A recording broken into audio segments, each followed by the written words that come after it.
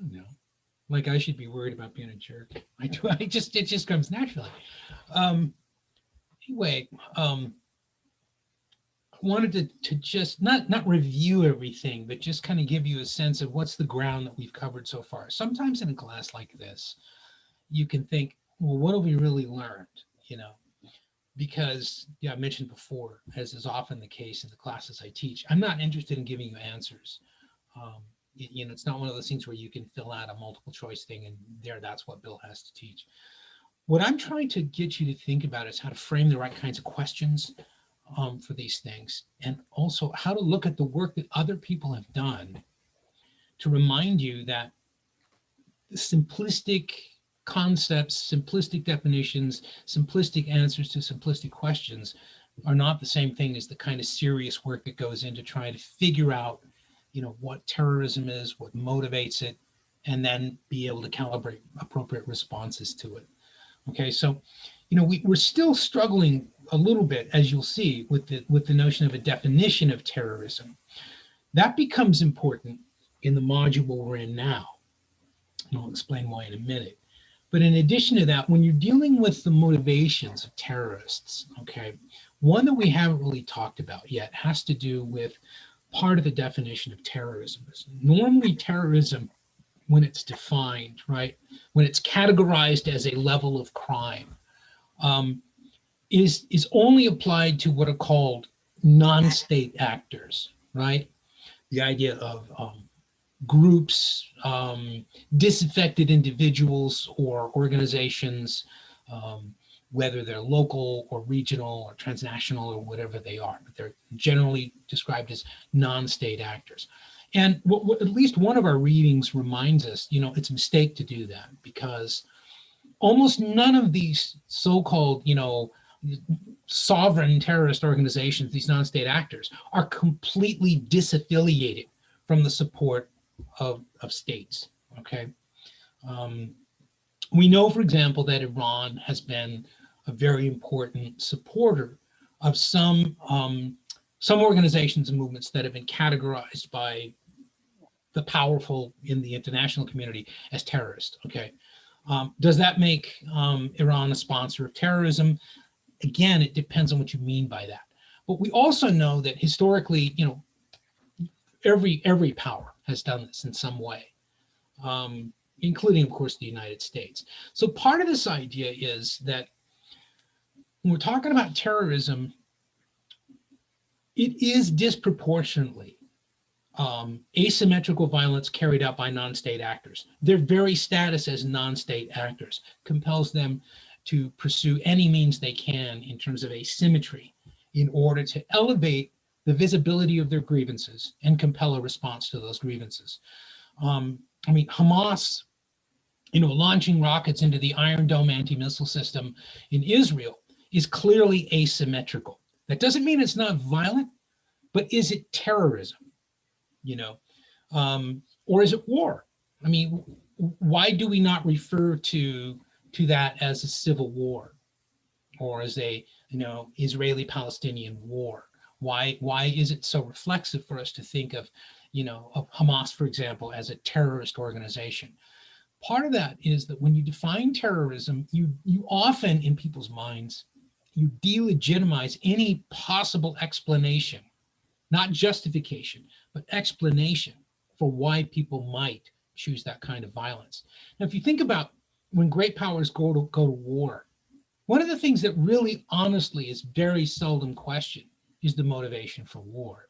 You know, once you're committed to war, we saw this happen with the invasion of Afghanistan. We certainly saw it happen with the invasion of Iraq, was that pretty quickly, and most importantly in mainstream media, not left-wing media, because there aren't much of that, but in mainstream media, okay, there was an almost instantaneous acceptance as though it were inevitable.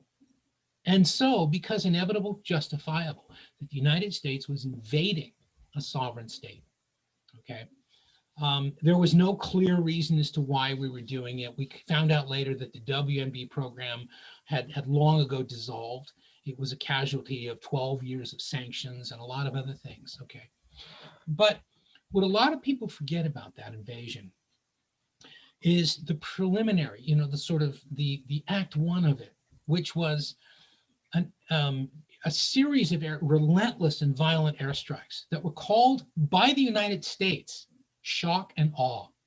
Okay, that's arguably, you know, that sounds like terrorism. In other words, people were asked, you know, very few people thought to ask the question of the Pentagon officials, is this for the purpose of terrorizing the Iraqi people? You know, or even take out the word terror because that's a little loaded. Is this for the purpose of compelling action by the people of Iraq? And of course, yes, it was. And no one was really hiding that. But you see, I thought that part of our definition of terrorism, right, was the use of violence against persons and property with the express intent of realizing an objective by compelling people to comply with you, to undertake an action you want them to take because they're afraid of the consequence of not doing it, right? So why wasn't that terrorism? Because if you think back, I mean, nobody in mainstream media for a second was batting an eye at that and saying, this is like terrorism. But it seems, you know, if we just look at the sort of textbook definitions of terrorism and we take out that little stipulation of non-state actor and we apply that to state actors and we apply that to something like shock and awe, what about the program that in Vietnam that was called Rolling Thunder? Massive airstrikes. You know, people don't realize that, you know, the amount of ordnance that was dropped in Southeast Asia during the Vietnam War and the associated wars along with it. I mean, we know for a fact that we dropped more ordnance in Vietnam than we did in all of World War II. That includes, you know, a year of relentless bombing, including firebombing of Japan. Okay. We know that we did that kind of stuff, but nobody seems to remember it. And nobody, more importantly, seems to ask themselves, why did we do that? You know, well, there was the Ho Chi Minh Trail and there was this and there was that. But, you know, we also bombed a lot of civilian targets. And what about burning down villages? You know, is that terrorism? And you say, well, no, that was just rogue actors. That was, you know, that was people in the United States military who snapped and they broke their training and they did terrible things. Well, some of those people were, you know, were following orders. What about missions that required long-range reconnaissance people actually to assassinate people in villages and things like that for the purpose of terrifying the villagers into complying by not supporting the VC? How is that not terrorism? Okay. Now understand, you don't hear me saying it is, because that's not my job. What I'm trying to suggest is, why aren't those questions asked? Okay. And one of the reasons they're not is because, and this is addressed in some of the literature, because typically when we think of terrorism, we limit that to non-state actors. Part of that is a long-standing concession by strategists, critics, philosophers, and political theorists that an instrumental definition of the sovereign state includes coercive violence and the right to use it.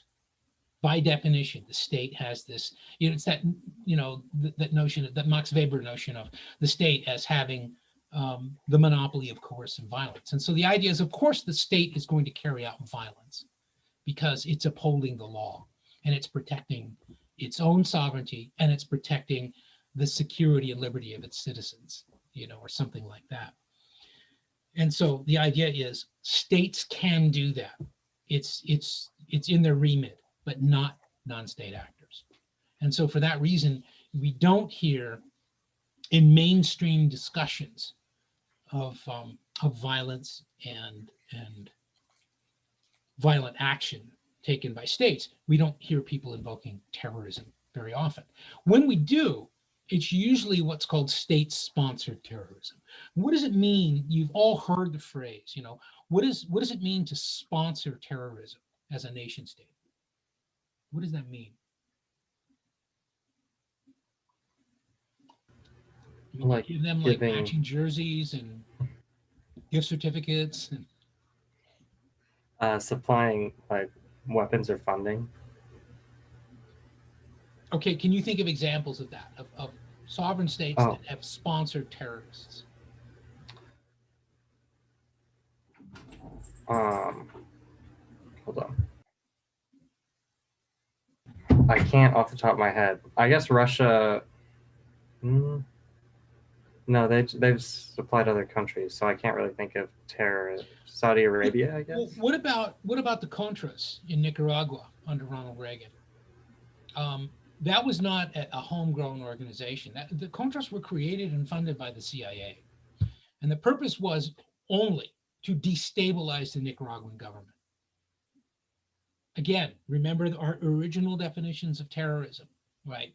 The use of violence, targeted at various kinds of targets, but persons and property, the objective of which is to compel a state to comply with your desires.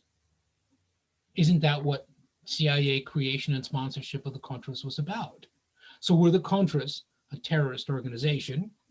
They were almost never described that way by the so-called liberal media. They weren't. But more importantly, if they are not described that way, then we can't say that the United States is a sponsor of terrorism. So can you think of another example? Not Jason, not just you, but anybody. I don't know. I was just going to say Charlie Wilson's war, like the U.S. backed Afghan against Russia. Well, Is we it know. state sponsored because a U.S. senator was involved? Well, it wasn't just a U.S. senator, because he didn't pull the money out of his own pocket to pay for those Stinger missiles, right? Right. We supported the Mujahideen in their war against the Soviet Union. Okay, but I think a lot of people might say that's not a terrorist organization. That was an insurgency. That was asymmetrical warfare. But they weren't doing acts of terror. They were out in the field trying to shoot down Soviet gunships. Okay, that's not normally considered an act of terror. That's an act of war. Okay, but your example is intriguing, because when we look at what the blowback of that operation was, the blowback of that operation was the power vacuum that was created in Afghanistan that led to the ascension of the Taliban. Partially, they had been supported by Pakistani intelligence to the tune of $3 billion US. Okay, the training facilities that were developed in Afghanistan, the CIA knew where those were. We helped build a lot of them. Okay, so there's this whole notion of whether or not even if we may not have intended to sponsor terrorists, did we not help to construct an infrastructure that facilitated acts of terrorism, including acts of terrorism against the United States, but also against neighboring Pakistan, and indeed in terms of destabilizing the entire region? Yeah, we did. But you can see, I hope what you can see is, it's not that easy to just pinpoint these things and say, okay, we know that Iran is a state sponsor of terror. Well, Iran was accused of being a state sponsor of terror when Ronald Reagan was president, and was on a list of so-called terrorist states, okay? But was on that list at the same time that the US was in covert operations involving Iran, involving transfers of weapons, generation of money, some of which went to drugs and a bunch of other stuff. That was Iran-Contra. Well, part of that inevitably did support people who the United States had branded as terrorists or as terrorist sponsors, including Iran. So if you're doing that, are you sponsoring terrorism? What does it mean to sponsor terrorism? What if the stupid things that you do assist terrorism? That doesn't necessarily make you a sponsor of terrorism, but you are facilitating, by your own incompetence or unwillingness to take other actions, a kind of infrastructure of terror. So when you're looking at these readings, don't forget the readings that we've done already and the discussions we've had already. By now, these things should be starting to pile up a little bit, and you should be getting a little more complex model in your head of how to get at terrorism, how to get at what it is, why it's used, And none of this involves, again, I always feel like compelled to say this, but I'll say it again. We're not interested in trying to justify it any more than we're interested in trying to condemn it. Okay. That's somebody else's job. Okay. I'm not a police officer. You know, I'm not in the CIA. I'm not in the United States military. You know, that's not my job. That's not what I do. I'm just trying to gather all the interesting information out there that's relevant to this, you know, shake all that stuff up, put it in a couple of different kinds of models and see what it looks like, see what I can explain. Okay, and so that's all I'm interested in you learning how to do. Your feelings about terrorism or the Middle East or, you know, South Asia or whatever part of the world we're talking about, or for that matter, the United States, that's your business.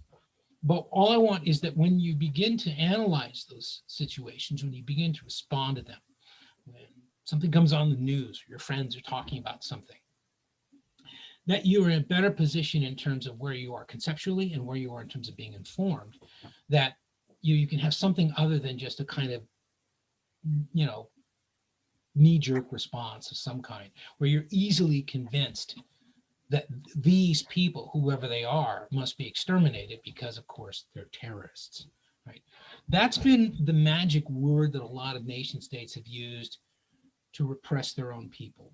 And that has gone on for a long time, is if you brand them as terrorists, then all of a sudden, you know, well, of course, then they must be destroyed because their ultimate aim is the complete destruction of decency or something, okay? Any questions so far on what we're doing sort of thematically with this module? Okay, so we're dealing more specifically with the state, but this is going to include a couple of things. Now, when I say terrorism within the state, okay, what I mean by that is not what a lot of you might think, which is terrorism within a country. We're going to talk about that a little bit. But what I mean terrorism within the state is that decisions are made within, say, the intelligence apparatus or the foreign policy apparatus or the military apparatus to engage with or to support or to thwart acts of terror, okay? The American intelligence infrastructure expanded, some would say grotesquely, certainly dramatically, after 9/11. One of the things as a consequence of that we can say is that we haven't really had much concern for legitimate concern within the intelligence community for international terror within the United States. That has not been and is not now the defining primary concern of the American intelligence community. What is? What is right now at the top of the list of concerns for the American intelligence community with respect to terrorism? It's not South Asia. It's not the Middle East. It's not Latin America. Is it Russia? It's not Russia. It's the United States. The biggest concern in the American intelligence community right now is American homegrown acts of terror. Okay. And so, but you see how your minds just don't want to go there, because it's like, well, no, terrorism is those strange people, those alien others who come from out there and they bring their viral disgustingness, you know, that is, they're jihadists, they're Arabs. By the way, let me just help you with something. South Asia, that's not Arabs. Can we not do that anymore? They don't speak Arabic. They don't have an Arabic history. They don't know from Arabs. They don't care from Arabs. Yes, they're Muslims, but so is Indonesia. And you know what? They're not Arabs either. So can we get this idea out of our head that if we could just get rid of Arabs, you know, I mean, I actually heard that once in a bar. If we didn't have those damn Arabs, you know, and I'm like, do I engage here? Do I say anything, or do I enjoy my beer and go home without being arrested, you know? But that's, you know, that's the kind of hammer-headedness that we have. It's like when you have dysfunctional people in your own family, and yeah, you'll respond to them, but if anybody else comes at them, then it's like, hey, sorry, that's my family. I'll kick your ass. It's almost like we're protecting our own terrorism. It's like, well, no, they're just misguided people. No, they're terrorists, Okay. If anybody's terrorists, they're terrorists. Okay. Now it's important though that we think about that and think about, well, wait a minute. We've been told really since before 9/11, but let's just say clock starts ticking at 9/11, that our biggest concern is them. It always was them. They hate us for our freedoms, right? It's a war on terror, which is, there is no such thing. Sorry, George W. But we were fed kind of a line of crap that there were these teeming masses of human vermin out there who had these old Paleolithic notions of injustice and indecency and horrific, and of course they weren't Christians either, and they were coming for us. The barbarians were at the gates. Well, no, they weren't. No, they weren't. They weren't then, and they're not now. And let's just be honest about this. I mean, the evidence is in the data. One of the articles will suggest, most Americans believe that since 9/11, acts of terrorism have increased, the body counts have increased, and that the nature of that terrorism is fundamentally international and Arab and Islam inspired. And that's the biggest problem. The problem is it isn't. None of that stuff is accurate. None of it. Okay. Now, part of that is, this is where we talk about terrorism within, beyond, and by the state. The notion of managing or countering terrorism within the state often involves the propagation of images. You could even say of myths. Okay, that, think about profiling, and you can argue, well, there's some truth to that. Remember when we were talking about, positivism and all that kind of stuff? What was the name of that article?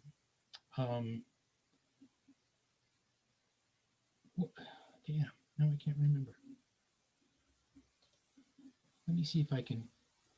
Yeah, it came out a little bit in the Islamofascism thing, but this notion that sort of criminologically,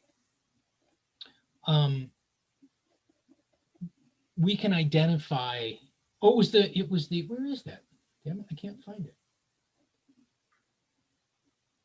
Anyway, I'm getting distracted. It was Born Radicals. Yeah, it was the Born Radicals article. I was looking in the wrong module, but I'm trying to tie these things together for you a little bit.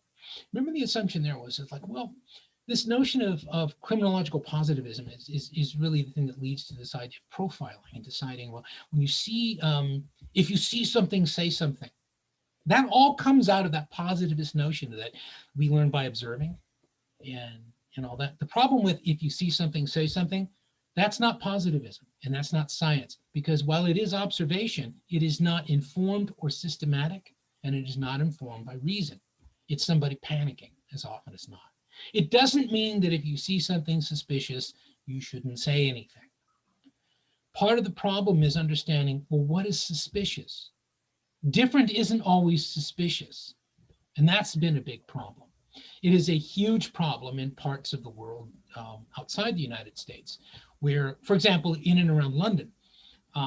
London is a city that has been plagued pretty constantly for the last 100 years by terrorism, either by the Irish Republican Army or various other disaffected terrorist groups or insurgencies or whatever who visit violence on the streets of London. It's because it is a recognized international capital. It's a recognized tourist mecca for Europeans, and only indifferently Americans. No one really cares about that. But it's an important big city. And when things happen in London, they're visible to the rest of the world. And so if you want to shout something, it's a good place to do your shouting. Okay. But it's also, it's the legacy, and this is what the Brits don't like to acknowledge. It's the legacy of 200 years of empire. It is amazingly persistent blowback.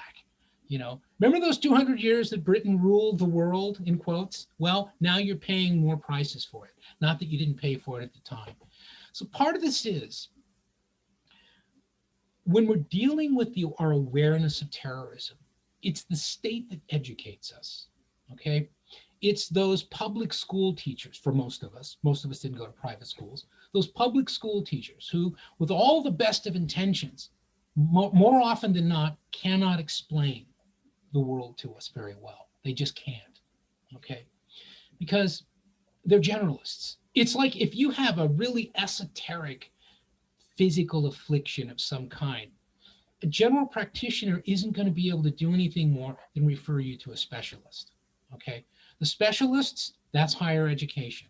I'm not at all denigrating the generalism that obtains with most of K through 12. But it's one of the reasons why your education in many cases didn't really begin until high school, at least, because you started to encounter people who were more likely to be specialists. It wasn't just my teacher, it was my history teacher, or my social studies teacher, or my economics teacher, or whatever, okay?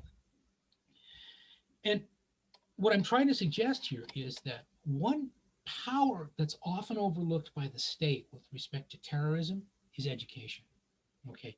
Institutionally, there is a tremendous amount of power over the narrative in public education. Okay? This is something that we often, I think, overlook, or if we ever thought about it, we almost immediately forget it. I'm not arguing that public education is merely myth and propaganda, but I am suggesting that there is always an element of myth and propaganda in public education. There always is, in any education, okay? It's not an indictment against educators. It's an inevitable process of a public system of any kind, that there's very little point in creating a publicly funded, publicly managed system that disparages the state that finances and organizes it, okay? And so when I was a kid, for example, it wasn't until we had teachers who themselves had been in Vietnam and been in combat in Vietnam, and I had a couple, that we started understanding what Vietnam really wasn't, that the myth making and cheerleading and Cold Warrior nonsense stopped, okay? I was in a social studies class at Mount Pleasant High School in San Jose, California. I think it was my sophomore year. And the instructor was also one of the football coaches. He was a really cool guy. And he was trying to talk about Vietnam, and all of a sudden he couldn't talk anymore. And I'd never seen that where an adult, right? Because this guy was like 25, right? So he seemed 50, to me, because I was like 16, where he was like speechless. He was trying to answer some question about Vietnam. None of us knew. He didn't talk about it. None of us knew that he had been in Vietnam and that he'd been in combat in Vietnam. And he started, I remember he sat on his desk and was like, I'm gonna just talk. And he started explaining to us about his tour in Vietnam. That was one of the most educational experiences in a classroom that I'd ever had, okay? But it wasn't part of the state-approved curriculum. And it got back to some of the parents, and some of them complained, and there were complaints about him. And, most of us quickly rose to his defense. But you see, that's the dilemma of public education. There's a kind of agreed upon list of things that the state decides people need to know, that you need to know, okay? Theoretically, that breaks down when you get into university. I'm going to suggest that ultimately it really doesn't. Not as readily as you might think. So again, point here is part of our understanding of the involvement of states in the environment or the infrastructure of terror is the understanding of the part played by public education, or the multiple roles that can be played by public education. Yes, on the one hand, we're informed by that education. On the other hand, we can be really confused by that education. A lot of gaps can be left in our understanding of that education. And it's really not about pushing against the system. I don't know how many of you were that high school kid who asked those difficult questions in class, but more often than not, what you probably got was a blow off, if you weren't sent to the vice principal's office, And so the state is important for us as a reference point in our discussions of terrorism here, because it's the state that yields the advantage and throw weight in that asymmetry. The state controls those means of violent, coercive power that no non-state actor has. You know, a number of states have nuclear weapons. No non-state actor has. Madeline, you have a comment, question? Yes. So with public education, now that a lot of kids in high school and just now in general with the media, do you think they do the same thing? Yes, I Like they do. have with certain. Yeah, I do. I do. I know what you're suggesting. Well, I think I don't want to put words in your head, but I think what you're suggesting is, don't we get a lot of our information from media? Okay. Well, we do, yeah. But the information doesn't really necessarily originate there. Okay. I mean, for one thing, when you're getting information from your teachers I think it really becomes powerful up through middle school, where your teachers are they're looked at, we feel as though they're these extraordinary authorities. And they're the first authority figures that most of us encounter, unless we've run into trouble with the police, right? They're the first authority figures that we look at as powerful and legitimate beyond our own parents, right? And so they carry with them, there's a kind of throwaway with that. There's a significance to the things that teachers say to us. We have to pay more attention to them than we do entertainment media. Most people up through middle school, even high school, aren't watching the news. So they're not going to be influenced by that except indirectly. How? Because their teachers are watching the news. So the media are important, Madeline. You're right to raise that question. And I hope I'm not being misunderstood as suggesting that the media have no part in that. In fact, one of the articles that we're going to be looking at here that is really interesting, I just found this shortly before the term. It's the last one there. It's on politician hate speech and domestic terrorism. Okay. That's important because it addresses a lot of what you're seeing right now in the United States, but it also includes the variable that Madeline is suggesting, the importance of the media and how media cover terrorism and how media cover violence and violent rhetoric and hate speech and all these kinds of things. So one of the questions, Madeline, for us and for all of you, for us to ask is, okay, how do I model this? Where do I put the media in this model of this infrastructure of terrorism? Okay, does it make sense when I'm saying that, what I mean? In other words, I'm modeling this in my head. I'm kind of a visual guy and I like to see things. And so I make models of things in my head. Okay, sometimes I'll actually diagram things out just because when I feel like I can hold them in my hands, at least virtually. So obviously there's a role for media. We see this, for example, in Hollywood. Most people think mistakenly that Hollywood is either liberal or, even worse yet, progressive or left-wing. Okay, it's not. Hollywood is a reactionary environment. Hollywood is reacting to what is demonstrated to be marketable already. Hollywood almost never leads the way. It can't afford the risk of making $100 million movies that are outside the mainstream. That's just not a risk that business people running Hollywood are going to take. Okay, but what they will do is they'll take existing tropes that are established in the news, in education, in general discourse, and they'll build those into their narratives, trying to make the same old stale 5 types of story engaging for a new audience. Okay, and so part of the interesting role of media in this environment within which we understand terrorism has been the persistence of those very stereotypes that are part of the American mythology about what a terrorist is. That a terrorist is an Arab, that a terrorist is dark, that a terrorist is mysterious, that a terrorist is somehow not quite civilized, that a terrorist is internally conflicted and brutal, or is soulless and just lethal. Okay, none of those things is necessarily accurate, and none of those things, more importantly, gives us any explanation for terrorism.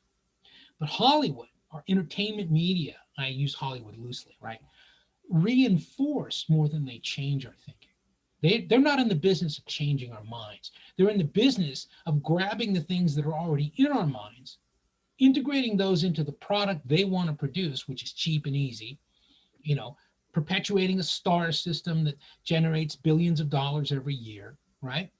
And making sure that they have eyeballs on screens. They're not in the business of changing our lives or educating us. They might arrogate that to themselves and think that they are, but they're not. What they are is they're taking on tropes that are clearly established.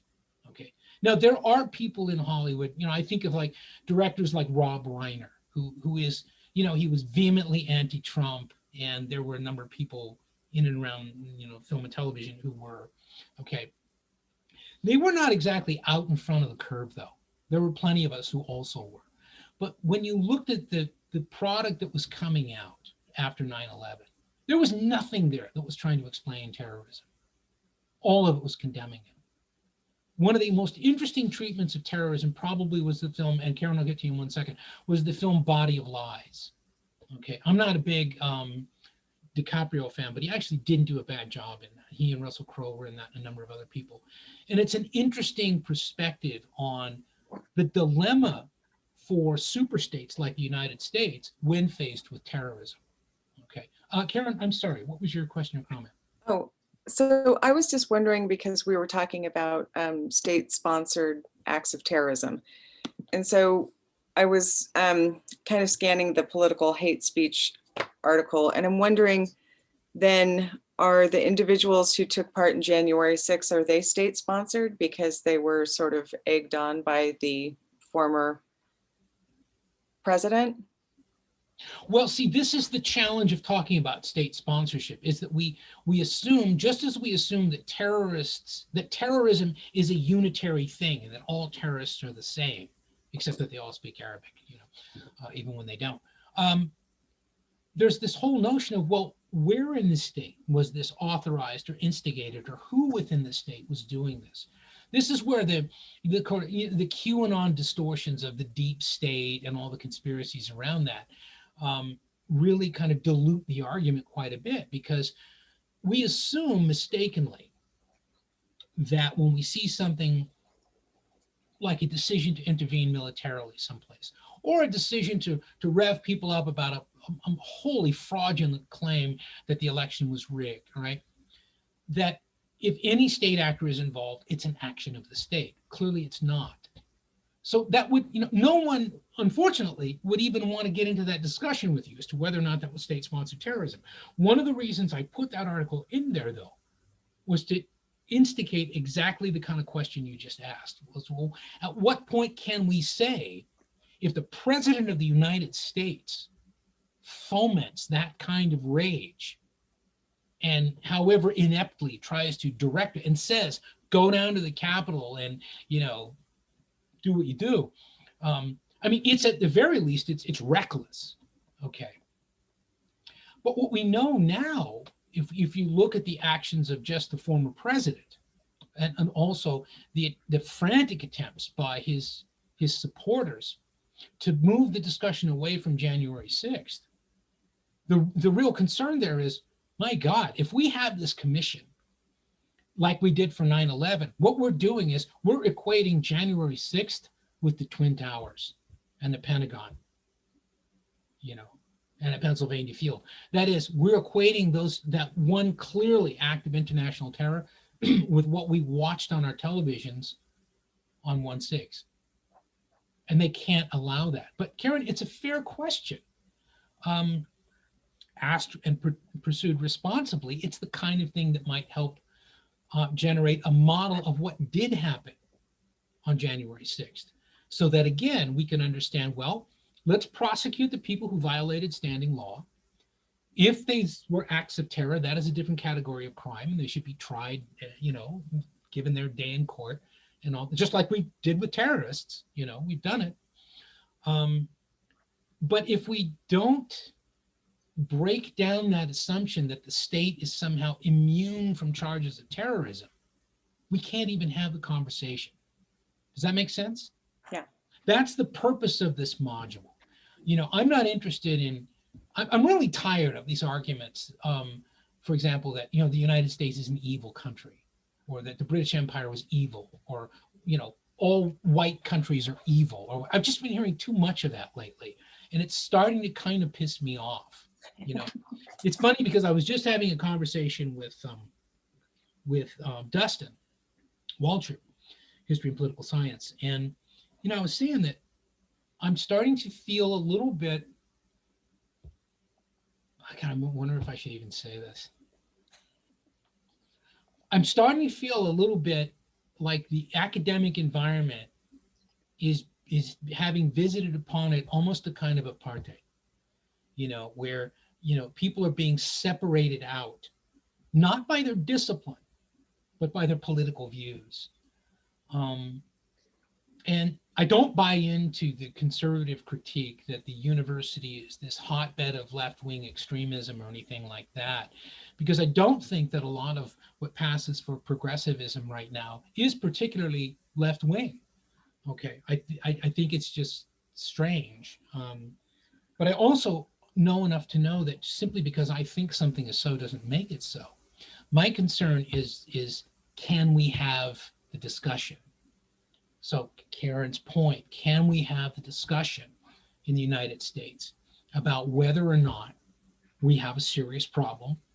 And let's just be more specific about it, with right-wing, white nationalist acts of terror. Because one of the things about the state, though, it's the state that defines an act, that circumscribes an act and says this is terror and this isn't. And for a lot of people on the right, the reluctance of the state to categorize the demonstrations around Black Lives Matter as acts of terror is a betrayal by the deep state. But the problem is that none of those demonstrations fit any of the recognized international legal criteria for a crime to be designated as terrorism. The problem with 1/6 is a lot of those do, okay? And then there's that definition, right? Insurrection. Technically, yes, that was an insurrection. If you look up insurrection, and you look at what happened on 1/6, it's like, yeah, they went down there for a purpose. You heard people saying, we're going down there, maybe we'll bust in the doors. Well, okay, that's not just a violation of property. Okay, that's not just trespass. Chanting "Hang Mike Pence" isn't just trespass. It's also not just a thing. You can't just say, well, we were just having fun. No, that's criminal speech. It's not protected speech. Beyond a certain point, it's not. But this is for litigators to decide. Okay. As scholars, what we're trying to do is take the actions of the state, take the actions of people outside the state, in this case, militias, activist groups of all kinds, what there is, which is not much, of so-called Antifa, whatever it is, and look at the way the state behaves toward them, the way the state does or does not try to stop them, does or does not engage with them, and then ask ourselves, okay, to what degree is the state involved in this? Because the word "involve" is pretty broad, okay? What's the role of the state with respect to Antifa? You won't remember because most of you weren't around, but in the 1990s, particularly under the influence of Republicans, members of militias who had dedicated themselves to taking up arms against their own government were invited to testify before Congress. Okay, think about that. Think about that, though. You get people who themselves have spoken out against their own government and have threatened violence against their own government, who are then asked, well, come on in and we'll talk about it. Now, could you imagine anybody doing that in the 1960s with the Black Panthers? Because I don't know about you, but I can't. I really can't. That's been a lot of the history, though, of the United States. When you look at the history of the United States and you look at the body counts from violence carried out on the right, violence carried out on the left, where there is a specific ideological agenda of some kind, okay, there is no argument but that right-wing violence has done far more damage, far more harm, okay? But that doesn't mean that there's some special evil in conservatism. Maybe what it means is that conservatism is the one fighting the long retreat.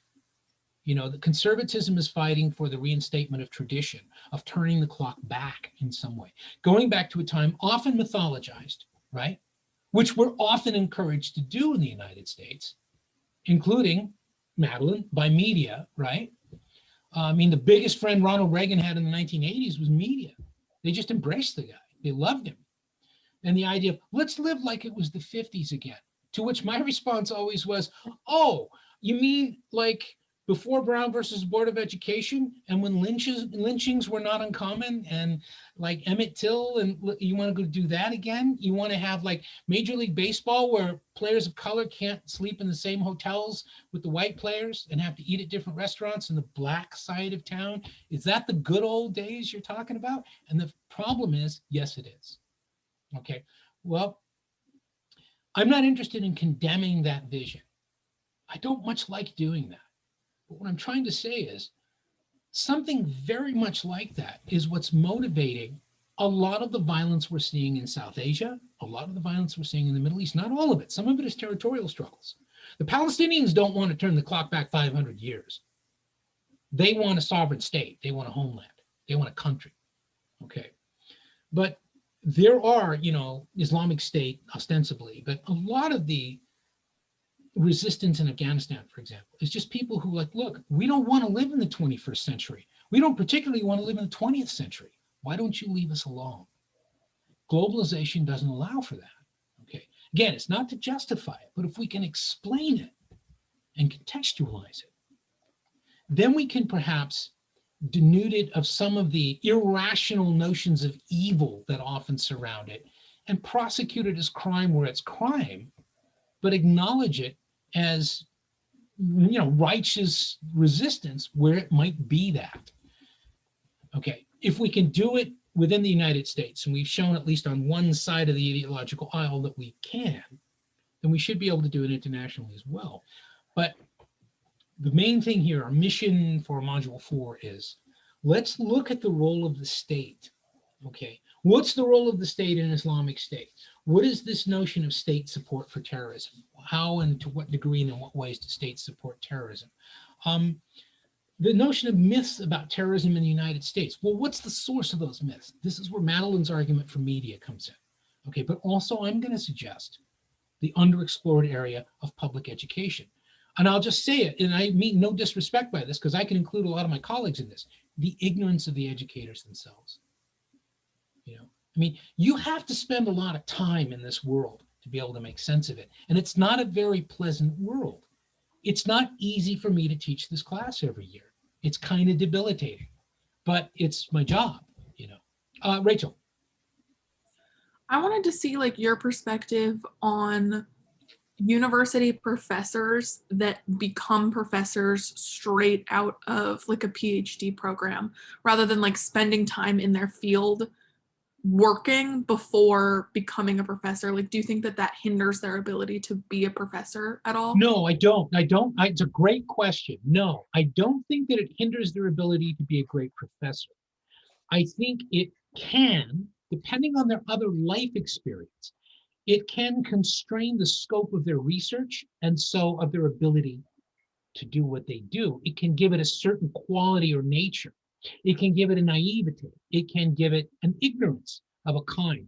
For example, I'm perfectly good at studying the CIA without having been a CIA operative. But on the other hand, I've known at least 4 people in the agency, all field agents, 2 passing themselves off as Foreign Service officers. I went to graduate school with a guy by the name of Dave Sampson, and I outed the guy as a CIA agent. I got him drunk one time, and I said, "You're a spook, man. Come on, stop this shit. You don't work for the State Department. You work for the agency." There was a guy by the name of Aldrich Ames who was tried for espionage. Shortly after that, there was a book written about it. In the book, Dave Sampson. Okay, so see, I understand how the agency works because I've seen people who do it. That gives me an advantage over someone who's never experienced that. Is that what you're talking about? Kind of, I guess. I was just, I wanted to see your perspective because you were talking about how like I think you said the ignorance of the educators, and if Right. that you think played a part in it at all. Yeah, well, it does, because first of all, when I say ignorance, I don't mean they're ignorant people, but they're going to be ignorant of certain parts of the world because if you're a generalist the way you are in K through 12, most of the time, you're not liable to specialize very much, particularly K through 6. You got to be a generalist. You've got to know a little about a lot in order to teach.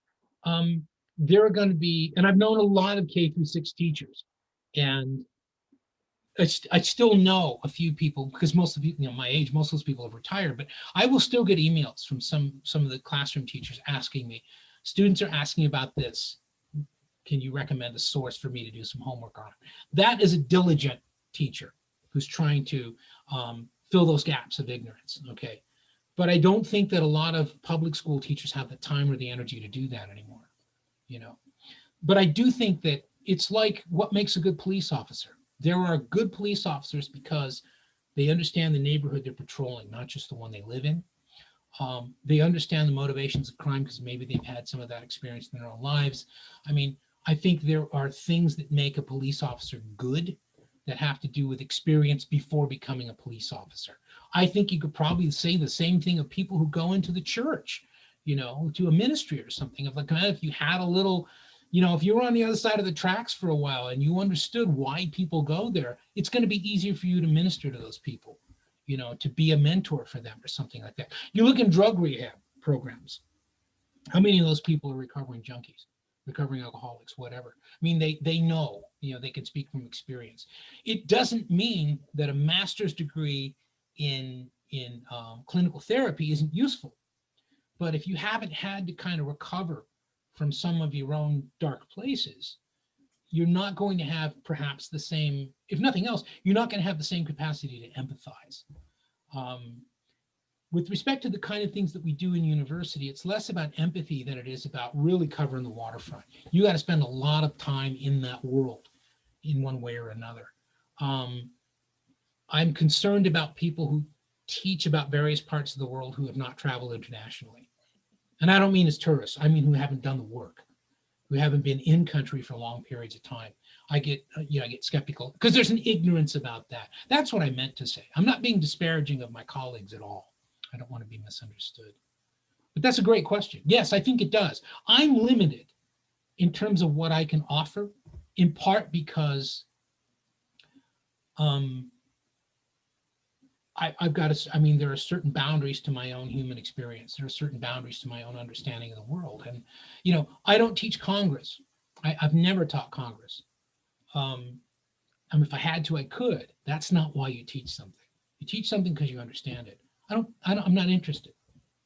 Sean Patterson is interested and he's great at it. And he's done a lot of work on legislative politics in Congress. He's got the energy and the passion and everything else. Fine, I can go off to Southeast Asia. I'll teach that, or colonialism or terrorism or whatever. That's my home. That's where I live. And I think every scholar you have to acknowledge that.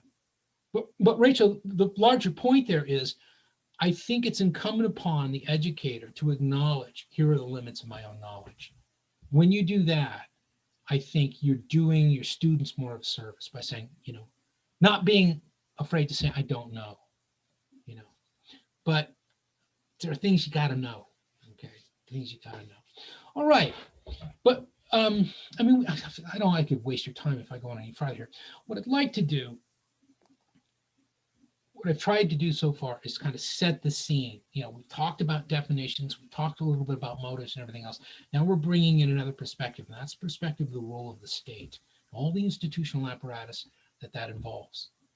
Okay, so we got to do presentations now. Let's see. I got an email earlier today from one of your colleagues, from Pamela, who wanted to do the article on Islamic State. That could very well accommodate more than one person. But is there anyone else who was interested in that Islamic State article? If not, then just say no. Let me just shake your head, give me a no. Okay, good. Let's move on. State support for terrorism. Anybody there? We'll come back to it. Myth of terrorism in the US. I'm not saying anything because I've already done two.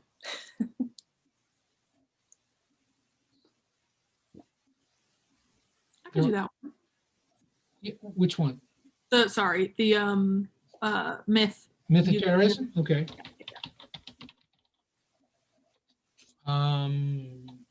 Hate speech, politicians.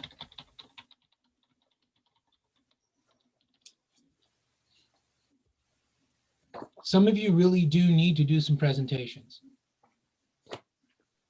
Could I actually do that one instead of the myths one? Yeah, sure. I should make you do both of them. Just because I'm mean. Okay. Okay, so we got state support for terrorism and the one on addressing myths of terrorism in the United States. And we still I do could- have some people.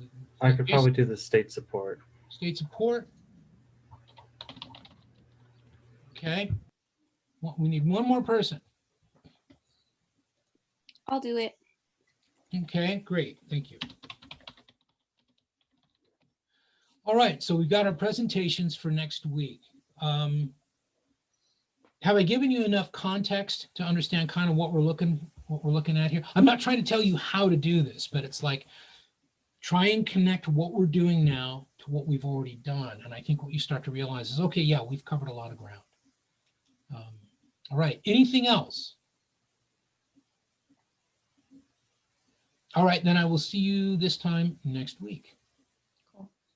Thank you.